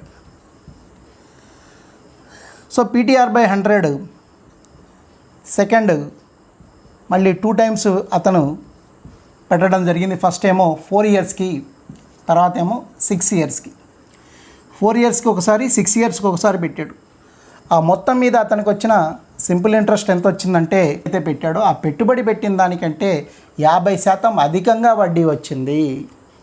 పెట్టుబడి పెట్టింది సమ్ P, దానికంటే 50% 50% మీన్స్ 50/100 50% అధికంగా వడ్డీ వచ్చింది. ఓకే అండి, సో ఆయన పెట్టుబడి పెట్టింది P, T means time, P principal అంటే పెట్టుబడి, T time, R rate of interest. So rate of interest కాబట్టి అది పర్సంటేజ్లో ఉంటుంది కాబట్టి /100 అనేది ఉంటుంది. PTR/100. ఇది ఫస్ట్ టైం అతను పెట్టుబడి పెట్టిందని దీంట్లో మనం టైం 4 years తీసుకుంటాం. సెకండ్ టైం పెట్టింది 6 years కాబట్టి టైం 6 years తీసుకుంటాం. తర్వాత అతను పెట్టుబడి పెట్టిన పీకి అగైన్ 50% అదనంగా వడ్డీ వచ్చింది అని అంటున్నాడు. దాని నుంచి రేట్ ఆఫ్ ఇంట్రెస్ట్ను ఫైండ్ చేయాలి. ఎట్లాగో చూడండి. T means 4 years R by 100 plus T means 6 years, ఇక్కడ second time 6 years into R by 100 that is equal to P plus P into 50%. Okay, 51 జా 52 జా 1/2 పీ. ఓకే, నెక్స్ట్ స్టెప్కి వచ్చేసరికి మనకు ఇక్కడ ఇవన్నీ మల్టీప్లైలో ఉంటాయి. పీటీఆర్ బై 100 అంటే P into T into R, కాబట్టి 4PR బై 100 ప్లస్ ఇక్కడేమో 6PR by 100 that is equal to P plus ఇక్కడ p/2, p1 జా p/2. సో నెక్స్ట్ సెంటెన్స్లో మనకు స్టెప్కి వచ్చేసరికి ఎట్లా వస్తుంది? నెక్స్ట్ స్టెప్లో ఇక్కడ డినామినేటర్స్ ఈక్వల్గా ఉన్నాయి, హారాలు సమానం, కాబట్టి బై 100 ఒకటి వేసుకోండి. ఎప్పుడైతే డినామినేటర్స్ ఈక్వల్గా ఉంటాయో న్యూమరేటర్లో ప్లస్ ఉంటే ప్లస్, మైనస్ ఉంటే మైనస్ అని చెప్పాను, కాబట్టి న్యూమరేటర్లో ఉండే నంబర్స్ యాడ్ చేసుకోండి. 4PR plus 6PR total 10PR is equal to ఇక్కడ ఫ్రాక్షన్ ఎట్లా ఉందంటే p plus p/2. p plus p/2 అంటే 2 into p, 2p plus p, 2 into p, 2p plus p, ఇట్లా తీసుకుంటాం. 2p plus p by denominator 2. Okay, so 10PR by 100 is equal 2p plus p 3p by 2. So ఇప్పుడు మనం cancel చేసుకుంటే 10 ఇక్కడ 100లో 10 times పోతుంది, pp cancel అవుతుంది. Next pp cancel అయిపోయింది. Again 2 టేబుల్తో 2 5 cancel చేసుకున్నాం. అప్పుడు మనకు మిగిలింది r/5 ఈజ్ ఈక్వల్ టు ఇక్కడ 3 బ్యాలెన్స్ ఉంది. సో ఈ 5 అవుట్ వెళ్తే ఇంటూ 5 అవుతుంది. r ఈజ్ ఈక్వల్ టు 5 3 జా 15. So r means rate of interest, that is interest 15% అని అర్థం. ఓకే, రేట్ ఆఫ్ ఇంట్రెస్ట్ ఎంత అండి? 15%. వడ్డీ 15%, 15% ఇంట్రెస్ట్ అవుతుంది. ఇది సెకండ్ ఆప్షన్. ఓకే అండి, రైట్. వడ్డీ ఎంత అంటే 15%. ఈ విధంగా మనం క్యాలిక్యులేట్ చేసుకోవాల్సి ఉంటుంది. మనకు వడ్డీలు అనే టాపిక్ వచ్చినప్పుడు మనకు తెలిసిపోతుంది అక్కడ ఎట్లా ఉంటాయి క్వశ్చన్స్, ఎట్లాంటి క్వశ్చన్స్ ఇస్తారు, మనం ఎట్లా చేయాలని. Okay, right. నెక్స్ట్ క్వశ్చన్కి వెళ్దాం. నెక్స్ట్ క్వశ్చన్, అన్ని పెన్సిళ్ళు టైగర్లు, కొన్ని టైగర్లు పెన్నులు, కొన్ని పెన్నులు పెన్సిళ్ళు కాదు, అయితే క్రింది వాటిలో ఏది సాధ్యం కాదు అంటున్నాడు. సో ఈ క్వశ్చన్ మీకు ఎక్కడి నుంచి అంటే స్టేట్మెంట్స్ అండ్ కంక్లూజన్స్, స్టేట్మెంట్స్ నుంచి వచ్చింది. దీన్ని సిలాలిజం అని అంటారు ఇంగ్లీష్లో. ఆ టాపిక్ నుంచి తీసుకున్నారు. ఇఫ్ ఆల్ యాపిల్స్ అంటే రీజనింగ్ పార్ట్లో ఇది ఒక topic. If all apples are tigers, some tigers are pens, some pens are not pencils, no tiger is a table, then which of the following is not a possibility అన్నాడు. అయితే మీరు question పూర్తిగా చదవాలి, గుర్తుపెట్టుకోండి. ఇక్కడ క్వశ్చన్ పూర్తిగా చదవకపోతే తొందరపాటు వల్ల మార్కు పోయే అవకాశం ఉంది. అయితే క్వశ్చన్స్ కూడా ఎట్లా ఇస్తాడంటే ఇక్కడ మనకేంటి ఇలా ఇచ్చాడండి. అయితే క్రింది వాటిలో ఏది అనేది తర్వాత సాధ్యం కాదు అన్నాడు. ఏది సాధ్యం కాదు అనేది మనం కరెక్ట్గా చూసుకోవాలి. మరి దాన్ని బట్టి ఆన్సర్ వస్తుంది. ఓకే, ఫస్ట్ అన్ని యాపిల్స్ టైగర్స్ అన్నాడు. యాపిల్స్ అన్నీ టైగర్సే అంటున్నాడు. ఓకే, మరి ఇక్కడ ఇచ్చిన క్వశ్చన్ ప్రకారం కొన్ని పెన్నులు టైగర్లు కాదు, అన్ని టైగర్లు యాపిల్స్, కొన్ని పెన్సిళ్ళు యాపిల్స్, ఏ టైగర్ యాపిల్ కాదు. Some pens are tigers, all tigers are apples, some pencils are apples, no tiger is an apple అన్నాడు. సో మరి దీంట్లో మనకు ఫస్ట్ సెంటెన్స్ ప్రకారం అన్ని యాపిల్స్ టైగర్స్, యాపిల్స్ అన్నీ టైగర్స్ అంట. All the apples are tigers. Okay, చూడండి, all the apples are tigers. Apples అన్నీ ఎందులో ఉన్నాయంటే టైగర్స్లో ఉన్నాయి. All the apples are tigers. If all apples are tigers. ఒకవేళ అన్ని యాపిల్స్ టైగర్స్ అయితే ఇక్కడ సాధ్యం కానిది ఏది అన్నాడు కదా. అప్పుడు మీరు ఆప్షన్స్లోకి వెళ్ళండి. అన్ని టైగర్స్ యాపిల్స్ అన్నాడు. చూడండి. So all tigers are apples. ఇక్కడ ఆల్ యాపిల్స్ ఆర్ టైగర్స్ అవుతుంది, కానీ సో అన్ని యాపిల్స్ టైగర్స్ అయితే మరి టైగర్స్ యాపిల్స్ అయ్యే అవకాశం ఉందా? ఆల్ టైగర్స్ ఆర్ యాపిల్స్ అయ్యే అవకాశం లేదు. చూడండి, యాపిల్స్ అనేవి ఎందులో భాగం అంటే టైగర్స్లో భాగం. అన్ని యాపిల్స్ కూడా టైగర్స్లో భాగమే, కానీ టైగర్స్ అనేది యాపిల్స్లో భాగం కాదు. కాబట్టి అన్ని టైగర్స్ యాపిల్స్ అనేది వీలు పడదు, సాధ్యం కాదు. డైరెక్ట్గా మీరు వెళ్ళిపోవచ్చు అంతే. ఫస్ట్ సెంటెన్స్లోనే క్లియర్గా ఉంది. ఇది థర్డ్ ఆప్షన్ సూటబుల్ అవుతుంది. ఓకే అండి, రైట్. నెక్స్ట్ క్వశ్చన్ నెంబర్ 34కి రండి. ఈ క్రింది వరుసలో నంబర్ తర్వాత వెంటనే వచ్చే లెటర్స్ ఏది? ఎన్ని ఉంటాయి అంటున్నాడు. దేని తర్వాత రావాలి? నంబర్ తర్వాత వెంటనే వచ్చే లెటర్స్ ఎన్ని అంటే ఫస్ట్ నంబర్ ఉండాలి, తర్వాత లెటర్ ఉండాలి, నంబర్ తర్వాత లెటర్ రావాలి. మరి వాళ్ళు ఇచ్చిన ఈ మొత్తం సెంటెన్స్లో ఎన్నిసార్లు నంబర్ తర్వాత లెటర్స్ రావడం జరిగింది చూడండి. In the following sequence how many letters are there which are immediately followed by a number? Okay, in the following sequence how many letters are there which are immediately followed by a number? Okay, నంబర్ను follow అవుతూ letters ఎన్నిసార్లు వచ్చాయి అంటే నంబర్ను follow అవుతూ letter రావాలి, అంటే number తర్వాత లెటర్ రావాలి. అట్లాంటివి ఎన్నిసార్లు వచ్చాయి?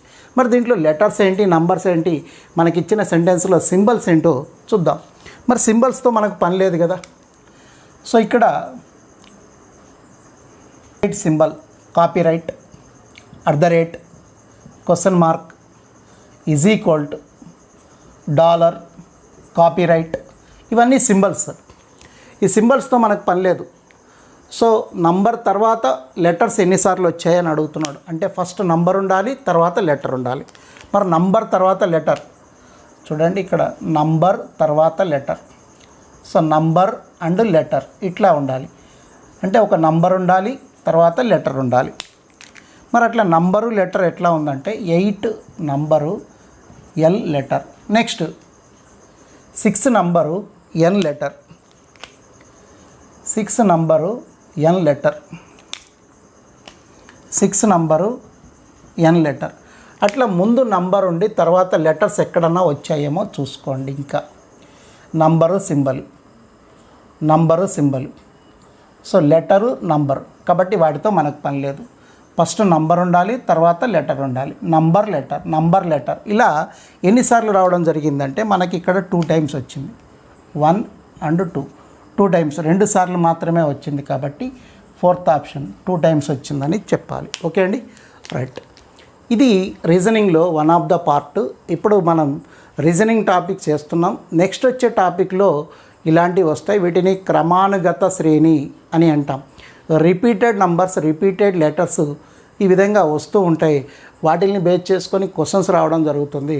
సో ఇందులో మనం నెక్స్ట్ టాపిక్లో రీజనింగ్లో ఇలాంటి టాపిక్ తీసుకుంటాం. అక్కడ మీకు ఇంకా కొంచెం డీటెయిల్డ్గా చెప్తాను. సో ఇప్పుడు వాళ్ళు ఇచ్చిన క్వశ్చన్ ప్రకారం ఫస్ట్ నంబర్ ఉండాలి, తర్వాత లెటర్ ఉండాలి, నంబర్ ఉండాలి, లెటర్ ఉండాలి. అట్లాంటి నంబరు లెటరు ఎన్నిసార్లు వచ్చింది అని అడుగుతున్నాడు. నంబర్ తర్వాత సింబల్ ఉండకూడదు, నంబర్ తర్వాత లెటర్ ఉండాలి, నంబర్ తర్వాత లెటర్ ఉండాలి. అట్లా ఎన్నిసార్లు వచ్చిందంటే 2 టైమ్స్ వచ్చింది. ఓకే అండి, 4th ఆప్షన్. చాలా ఇంపార్టెంట్ డేటా అనాలిసిస్ నుంచి క్వశ్చన్స్ మీకు 4 క్వశ్చన్స్ ఇచ్చారు. 7th, 8th, 9th, 10th అని. మరి ఈ 4 క్వశ్చన్స్కి ఆన్సర్ చేయాలంటే ఇచ్చిన డేటా అనాలిసిస్ ఏమేమి ఇచ్చారు అనేది చూద్దాం.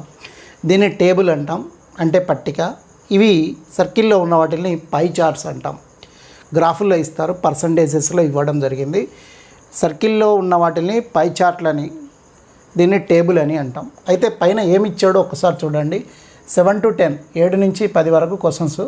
ఈ క్రింది పై చార్ట్లలో X మరియు Y కాలేజీల వివిధ సెక్షన్లలో పర్సంటేజీలు ఇవ్వడం జరిగింది. X కాలేజీలో విద్యార్థుల సంఖ్య 6500, Y కాలేజీలో విద్యార్థుల సంఖ్య 9000. X కాలేజీలో 6500 ఉన్నారు, Y కాలేజీలో 9000 ఉన్నారు. In the following pie charts the percentage of different sections of students of 2 colleges X and Y are given and the table shows the percentage of boys among them. The total number of students in college X is 6,500 and that in the college Y is 9,000. Okay, X కాలేజీలో 6,500, why కాలేజీలో 9,000 అన్నారు. అయితే మనకు టేబుల్లో ఇచ్చినవి బాయ్స్కి సంబంధించిన percentage ఇవ్వడం జరిగిందని ఇక్కడ ఇంగ్లీష్ మీడియంలో మెన్షన్ చేశాడు, కానీ తెలుగు మీడియంలో అక్కడ క్లియర్గా చెప్పలేదు. ఓకే, తెలుగు మీడియంలో ఏం చెప్పాడంటే ఎక్స్ కాలేజీలో ఉండే విద్యార్థులు వై కాలేజీలో ఉండే విద్యార్థులు ఉన్నారన్నాడు. టేబుల్లో ఏమి ఇచ్చాడు అంటే మనం టేబుల్ చూసుకోవాలి క్లియర్గా. Okay, the table shows the percentage of boys among them అంటే టేబుల్లో బాయ్స్ పర్సంటేజ్ మాత్రమే ఇచ్చాడు, గర్ల్స్ పర్సంటేజ్ ఇవ్వలేదు. ఇక్కడ ఉండే college X college Y college coeducation college అండి, గర్ల్స్ ఉన్నారు బాయ్స్ ఉన్నారు. అయితే ఈచ్ సెక్షన్లో ఎంత పర్సంటేజెస్ స్టూడెంట్స్ ఉన్నారు అనేది పై చార్ట్లో ఇచ్చారు. ఎక్స్ కాలేజీలో ఏ సెక్షన్లో 22% వెళ్తే టేబుల్లో నేను బ్లూ కలర్లో రాసినవన్నీ క్వశ్చన్ పేపర్లో ఇవ్వబడ్డాయి, కానీ రెడ్ మార్కులో రాసినవి క్వశ్చన్ పేపర్లో ఇవ్వబడలేదు. ఈ కాలేజీలో ఎడ్యుకేషన్ కో ఎడ్యుకేషన్ అని చెప్తున్నాను కాబట్టి బాయ్స్ ఉన్నారు గర్ల్స్ ఉన్నారు. అయితే బాయ్స్ పర్సంటేజ్ మాత్రమే వాళ్ళు ఇచ్చారు, గర్ల్స్ పర్సంటేజ్ మనం క్యాలిక్యులేట్ చేసుకోవాలి. ఓకే, ఏ అనే సెక్షన్లో 40% బాయ్స్ ఉన్నారంటే రిమైనింగ్ 60% గర్ల్స్ ఉంటారు. అట్లాగే వై కాలేజీలో ఏ సెక్షన్లో 45% బాయ్స్ ఉంటే రిమైనింగ్ 55% గర్ల్స్ ఉంటారు. బి సెక్షన్ అదే ఎక్స్ కాలేజీలో బి సెక్షన్లో చూస్తే 60% బాయ్స్ ఉంటే రిమైనింగ్ 40% గర్ల్స్ ఉంటారు. వై కాలేజీలో బి సెక్షన్లో 48% బాయ్స్ ఉంటే రిమైనింగ్ 52% గర్ల్స్ ఉంటారు. అట్లాగే ఎక్స్ కాలేజీలో సి సెక్షన్లో 40% బాయ్స్ అయితే రిమైనింగ్ 60% గర్ల్స్ ఉంటారు. అదే వై కాలేజీలో సి సెక్షన్లో 55% బాయ్స్ ఉంటే రిమైనింగ్ 45% గర్ల్స్ ఉంటారు. అదేవిధంగా డి సెక్షన్ ఎక్స్ కాలేజీలో డి సెక్షన్ తీసుకున్నట్లయితే 48% బాయ్స్ ఉంటారు, రిమైనింగ్ 52% గర్ల్స్ ఉంటారు. అట్లాగే వై కాలేజీలో డి సెక్షన్లో బాయ్స్ 52% ఉంటే గర్ల్స్ 48% ఉన్నారు. నెక్స్ట్ ఈ సెక్షన్ అంటే ఎక్స్ కాలేజీలో ఈ సెక్షన్లో బాయ్స్ 55% ఉంటే రిమైనింగ్ గర్ల్స్ 45% ఉంటారు. అదే వై కాలేజీలో బాయ్స్ ఈ సెక్షన్లో 60% ఉంటే మరి వై కాలేజీలో ఈ సెక్షన్లో గర్ల్స్ రిమైనింగ్ 40% ఉంటారు. నెక్స్ట్ ఎక్స్ కాలేజీలో మనకు ఎఫ్ సెక్షన్ తీసుకున్నట్లయితే 60% బాయ్స్ ఉంటారు, రిమైనింగ్ 40% గర్ల్స్ ఉంటారు. అట్లాగే వై కాలేజీలో ఎఫ్ సెక్షన్ తీసుకుంటే 57% బాయ్స్ ఉంటారు, రిమైనింగ్ 43% గర్ల్స్ ఉంటారు. ఇది మనం డివైడ్ చేసుకోవాలి. ఇది మీకు అందుకే చెప్పాను ఫస్టే డేటా అనాలిసిస్కి క్యాలిక్యులేషన్ పార్ట్ ఎక్కువగా ఉంటుంది. దాంట్లో మీరు ఈ క్యాలిక్యులేషన్ చేయడం వల్ల మీకు 4 మార్క్స్ వస్తాయి. ఈ 4 మార్క్స్కి క్వశ్చన్స్ ఇవ్వబడ్డాయి. మరి క్యాలిక్యులేషన్ చేసుకొని వాళ్ళు అడిగిన క్వశ్చన్స్కి ఆన్సర్కి వెళ్దాం. టు టేబుల్ రెండింటిని బేస్ చేసుకొని క్వశ్చన్స్ ఉంటాయి. చూడండి, క్వశ్చన్ నెంబర్ 7, ఎక్స్ కాలేజీలో డి సెక్షన్లో మొత్తం బాలికల సంఖ్య ఎంత? What is the total number of girls of section D in college X? X కాలేజీలో ఉండే గర్ల్స్ ఎంతమంది ఉన్నారు, అది ఏ సెక్షన్లో అంటే డి సెక్షన్లో అని అడుగుతున్నాడు. Option number 1 975, option number 2 468, option number 3 507, option number 4 864. అయితే ఏ కాలేజ్ అండి? X college. ఏ section? D section. Okay, section డిలో ఎక్స్ కాలేజీలో టోటల్ స్ట్రెంత్ ఎంత ఉందంటే 15%. డి సెక్షన్లో 15% స్టూడెంట్స్ ఉన్నారు. యాక్చువల్లీ ఎక్స్ కాలేజీలో స్టూడెంట్స్ ఎంత? 6,500. దాంట్లో 15% డి సెక్షన్లో ఉన్నారు. మరి 15%లో మరి డి సెక్షన్లో ఎక్స్ కాలేజీలో గర్ల్స్ ఎంత అంటే 52% ఉన్నారు. ఓకే, ఎక్స్ కాలేజీలో గర్ల్స్ 52%. ఎక్స్ కాలేజీలో డి సెక్షన్లో స్ట్రెంత్ 15%. ఎక్స్ కాలేజీలో టోటల్ స్ట్రెంత్ 6,500. ఆ ఎక్స్ కాలేజీ డి సెక్షన్లో 15% స్టూడెంట్స్ ఉన్నారు. దాంట్లో 52% గర్ల్స్ ఉన్నారు. అయితే గర్ల్స్ నంబర్ ఎంత అని అడుగుతున్నాడు. చూడండి, ఎక్స్ కాలేజీలో ఉండే స్ట్రెంత్ ఎంత అండి? 6,500. దాంట్లో డి సెక్షన్లో ఎంత పర్సంటేజ్ ఉంది? డి సెక్షన్లో 15% ఉంది. అగైన్ దాంట్లో గర్ల్స్ ఎంత పర్సంటేజ్ ఉన్నారు? 52% ఉన్నారు. ఓకే, గర్ల్స్ డి సెక్షన్లో girls. Okay, X college strength 6,500. దాంట్లో డి సెక్షన్లో 15% స్టూడెంట్స్ ఉన్నారు. దాంట్లో గర్ల్స్ 52% ఉన్నారు. Okay, 15% means 15/100, 52% means 52/100. సో దాన్ని క్యాలిక్యులేషన్ చేసుకుంటే మనకు ఆ 4 ఆప్షన్స్లో ఏదో ఒక ఆప్షన్ వచ్చేస్తుంది. మరి క్యాన్సిల్ చేసుకుంటూ చూద్దాం ఎట్లా ఉంటుందో. 00 క్యాన్సిల్ అండి. 5 టేబుల్తో తీసుకున్నట్లయితే 5 13s, 5 20s. అగైన్ 5 టేబుల్తో క్యాన్సిల్ చేసుకుంటే 5 3s, 5 4s. నెక్స్ట్ 4 టేబుల్తో క్యాన్సిల్ చేసుకుంటే 4 1s, 4 3s. సో మనకు మిగిలిన నంబర్లు ఏంటంటే ఇక్కడ 13, 3, 13. ఓకే, 13 13s అంటే 13 square 169. 13 13s 169 into 3. Okay, 13 square 169 into 3. ఈ మల్టిప్లై చేసుకుంటే మనకు కావాల్సిన నంబర్ వస్తుంది. Okay, 9 3s 27 and 16 3s 48 + 2 50. Total strength ఎంత ఉండాలంటే 507. ఆప్షన్ 3లో ఉంది చూడండి. ఓకే, ఆప్షన్ 3లో 507 ఉంది. ఎక్స్ కాలేజీలో స్ట్రెంత్ 6500. డి సెక్షన్లో 15% ఉన్నారు. అందులో గర్ల్స్ 52% ఉన్నారు. కాబట్టి టోటల్గా ఎక్స్ కాలేజ్ డి సెక్షన్లో గర్ల్స్ ఎంతమంది అంటే 507 అని ఇక్కడ మనకు తెలిసిపోతుంది. Okay right. Next question number 8 చూడండి. ఎక్స్ కాలేజీలో ఏ సెక్షన్లో ఎంతమంది బాలికలు ఉన్నారు? What is the number of girls in the section A of college X? What is the number of girls in section A of college X? X కాలేజీలో ఏ సెక్షన్లో girls ఎంతమంది ఉన్నారు? Option number 1 572, number 2 792, number 3 1188 and number 4 858. So మనకు కావాల్సింది ఏంటండి ఇప్పుడు X college. So పైన ఎట్లా తీసుకున్నామో అట్లాగే సేమ్. సో ఎక్స్ కాలేజీలో స్ట్రెంత్ ఎంత? 6500.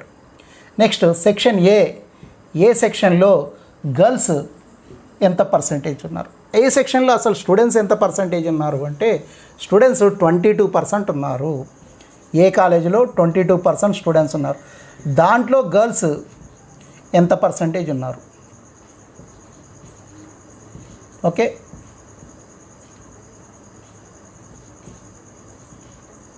సో దాంట్లో ఎక్స్ కాలేజీలో ఏ సెక్షన్లో గర్ల్స్ ఎంత పర్సంటేజ్ అంటే 60% ఉన్నారు. కాబట్టి దీని క్యాలిక్యులేషన్ మనకు కావాలి. ఎక్స్ కాలేజీలో స్ట్రెంత్ 6500. అందులో ఎక్స్ కాలేజీలో ఏ సెక్షన్లో స్టూడెంట్స్ 22%. ఆ 22%లో గర్ల్స్ 60% ఉన్నారు. అయితే దీని ప్రకారం క్యాలిక్యులేట్ చేసుకుంటే మనకు కావాల్సిన నంబర్ వచ్చేస్తుంది. ఓకే అండి, క్యాలిక్యులేషన్లో ఫస్ట్ 1 2 00 క్యాన్సిల్. అగైన్ పైన ఇంకో 0 క్యాన్సిల్ అయింది. 5 2s. Again 2 టేబుల్తో 2 11s. ఇక్కడ మనకు 13 11 6 బ్యాలెన్స్ ఉంది. 13 11 6. Okay, 6 11s 66 into 13. 6 11s 66 into 13. Okay, మరి సింపుల్ క్యాలిక్యులేషన్. 13 6 78, 13 6 78, 8 15 8, 858 అనేది ఆన్సర్ రావాలి. 858 ఎక్కడ ఉందండి? 4th ఆప్షన్లో ఉంది. కాబట్టి దానికి ఆన్సర్ ఏంటి? 858. ఎక్స్ కాలేజీ స్ట్రెంత్ దాంట్లో ఏ సెక్షన్లో 22%, అగైన్ దాంట్లో గర్ల్స్ 60%. కాబట్టి క్యాలిక్యులేషన్ ప్రకారం 858 ఆన్సర్. ఓకే అండి. Question number 9. వై కాలేజీలో సెక్షన్ ఈ మరియు సెక్షన్ ఎఫ్లో మొత్తం బాలుర మధ్య భేదం ఎంత? వై కాలేజీలో సెక్షన్ ఈలో బాయ్స్కి ఎఫ్లో బాయ్స్కి ఉండే డిఫరెన్స్ అడుగుతున్నాడు. Okay, what is the difference between the total number of boys in section E and number of boys in section F of college Y? Y కాలేజీలో ఈ సెక్షన్లో ఎఫ్ సెక్షన్లో రెండింటిలో కూడా బాయ్స్ ఎంతమంది ఉన్నారు, వాళ్ళ మధ్య డిఫరెన్స్ ఏంటి? ఇది క్వశ్చన్. ఓకే, మరి మనకు కావాల్సింది Y college section E and section F, దాంట్లో బాయ్స్. ఓకే అండి, 13 353 371 అని ఇచ్చాడు. సో వై కాలేజీ దీంట్లో స్ట్రెంత్ ఎంత అండి? Y college strength 9,000 strength. Again దాంట్లో సెక్షన్ ఈలో పర్సంటేజ్ ఎంత అండి? వై కాలేజ్ సెక్షన్ ఈలో 13%.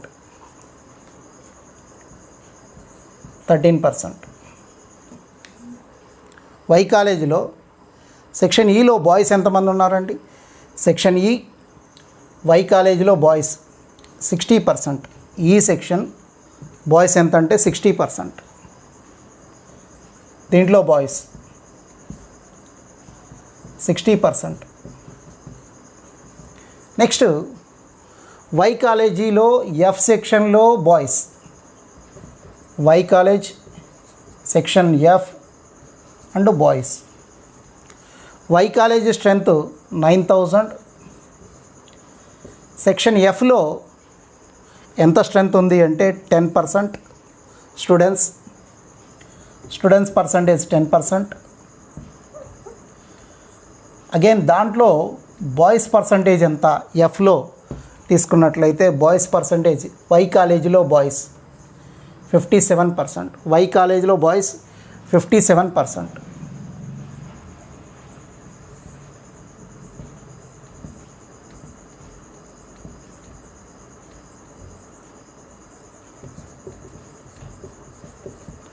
సో వై కాలేజీలో ఎఫ్ సెక్షన్లో బాయ్స్ పర్సంటేజ్ 57%. సో దీని క్యాలిక్యులేషన్ ప్రకారం మరి ఈ రెండింటి మధ్య ఉండే డిఫరెన్స్ ఎంత అనేది క్వశ్చన్ అడుగుతున్నాడు. ఓకే రైట్, మరి క్యాలిక్యులేషన్ చూద్దాం ఎట్లా వస్తుందో. 1 2 1 2 3 4 zeros క్యాన్సల్డ్. ఇక్కడ మనకు బ్యాలెన్స్ ఏముందో చూడండి. 9 13 6 9 13 6. Okay 9 6 54 into 13. 9 6 54 into 13. 13 4 52. 13 5 65 plus 5 70. ఎంత వచ్చిందండి? 702. అంటే వై కాలేజీ ఈ సెక్షన్లో బాయ్స్ ఎంతమంది అంటే టోటల్గా 702 ఉన్నారు. ఓకే రైట్, మరి దీనికి వై కాలేజీ ఎఫ్ సెక్షన్ బిలో క్యాలిక్యులేట్ చేసుకుంటే 1 2 1 2 3 4 zeros క్యాన్సల్డ్. ఇక మనకు మిగిలింది 9 1 57. So then 57 into 9 1 9. 9 7 63. 9 5 45. 45 plus 6 51. 513. Okay అండి. సో ఇప్పుడు Y college F section boys 513. Y college E section boys 702. ఈ రెండింటి మధ్య ఉండే డిఫరెన్సే మనకు కావాలి.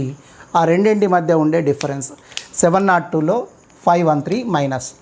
ఓకే 702లో 513ని తీసేయండి. ఇక్కడ 2 అంటే 12. 12లో 3 పోతే 9. అగైన్ ఇక్కడ 9 ఉంటుంది. 9లో 1 పోతే 8. 6 ఉంటుంది. 6లో 5 పోతే 1. 189. సో 189 అనేది ఆప్షన్స్లో ఎక్కడుందో చూసుకోండి. Option number 189. ఓకే అండి. సో ఈ విధంగా క్యాలిక్యులేట్ చేసుకుంటే మీకు వెరీ సింపుల్ అయిపోతుంది. క్యాలిక్యులేషన్ వెరీ ఈజీగా ఉంది. అయితే డేటా అనాలిసిస్ అనేది ఎప్పుడు కూడా క్యాలిక్యులేషన్ మీదనే డిపెండ్ అయి ఉంటుంది. క్యాలిక్యులేషన్ పార్ట్ తెలియాలంటే మనకిచ్చిన డేటా మొత్తం జాగ్రత్తగా అబ్జర్వ్ చేయాలి. వాళ్ళు ఇచ్చింది ఏంటి, మనల్ని అడిగింది ఏంటి అనేది తెలుసుకోవాలి. అప్పుడు దాన్ని బట్టి మీరు ఈజీగా ఆన్సర్ చేసే అవకాశం ఉంది. ఓకే ఇంకొక క్వశ్చన్ ఉంది, అది కూడా చూద్దాం ఇప్పుడు. దీంట్లో క్వశ్చన్ పేపర్లో 10th క్వశ్చన్. వై కాలేజీలో సెక్షన్ ఏబిసిలలో మొత్తం బాలికల సంఖ్య మొత్తం విద్యార్థులలో ఎంత శాతం? అంటే వై కాలేజీలో ఉండే section A, section B, section సిలలో ఉండే మొత్తం బాలికల సంఖ్య ఆ కాలేజీలో ఉండే మొత్తం విద్యార్థులలో ఎంత శాతం అని అడుగుతున్నాడు. అయితే తెలుగులోకి వచ్చేసరికి క్వశ్చన్ క్లారిటీగా ఉండదు. ఇంగ్లీష్లోను తెలుగులో రెండిట్లో చదివితే మీకు క్లియర్గా ఉంటుంది. The total number of girls in sections A and B and C together in college Y is what percentage of the total students in college Y? Okay, Y కాలేజీలో ఉండే ఏబిసి సెక్షన్లలో, ఏబిసి 3 సెక్షన్లలో ఉండే గర్ల్స్ ఆ why కాలేజీలో ఉండే total స్టూడెంట్స్తో compare చేసుకుంటే ఎంత percentage ఉంటారు అనేది క్వశ్చన్ అడుగుతున్నాడు. Option number 1 24, number 2 26.5%, number 3 27.5%, number 4 28.5%. మరి వీటిల్లో ఏది కరెక్టో చూద్దాం. మనకు కావాల్సింది వై కాలేజ్. అందులో ఏబిసి 3 సెక్షన్లు. అగైన్ దాంట్లో ఎవరు ఉండాలి? గర్ల్స్ ఉండాలి. మనకు కావాల్సింది ఎవరి గురించి అడుగుతున్నాడు? Girls. Section A B C and college of Y కాలేజీలో స్ట్రెంత్ గురించి అడుగుతున్నాడు. ఓకే అండి. So first Y college A section and girls. Next Y college B section and girls. College section C and girls. So ఇట్లా మనం 3 పార్ట్స్గా తీసుకున్నట్లయితే మనకు క్లియర్ ఆన్సర్ వచ్చేస్తుంది. చూడండి. సో వై కాలేజీలో స్ట్రెంత్ ఎంత అండి? 9,000.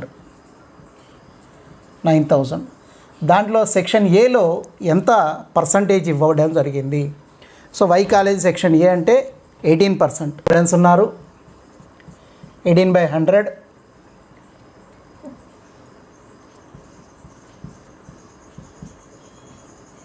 నెక్స్ట్ దాంట్లో గర్ల్స్ వై కాలేజీ ఏ సెక్షన్లో ఉండే గర్ల్స్. ఓకే అండి. వై కాలేజీ ఏ సెక్షన్లో ఉండే గర్ల్స్.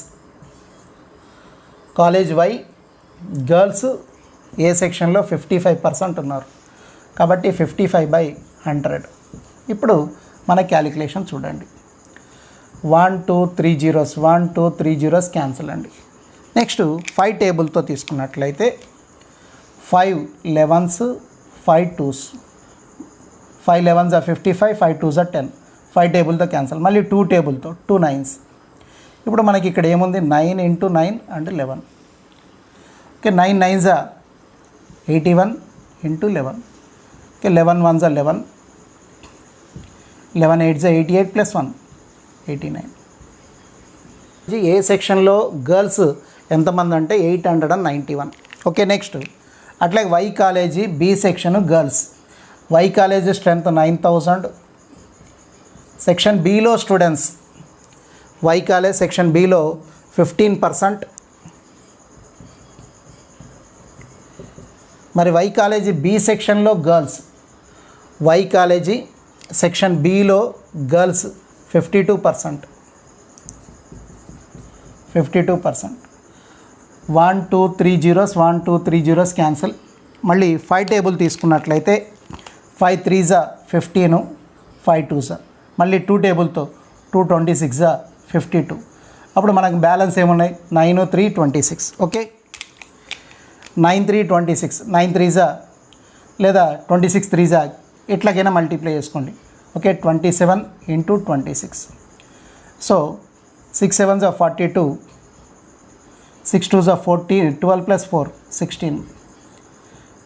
12 + 4 16. నెక్స్ట్ 54. 27 2s are 54. 207 702. ఇక్కడికి వచ్చేసరికి 702 వచ్చింది.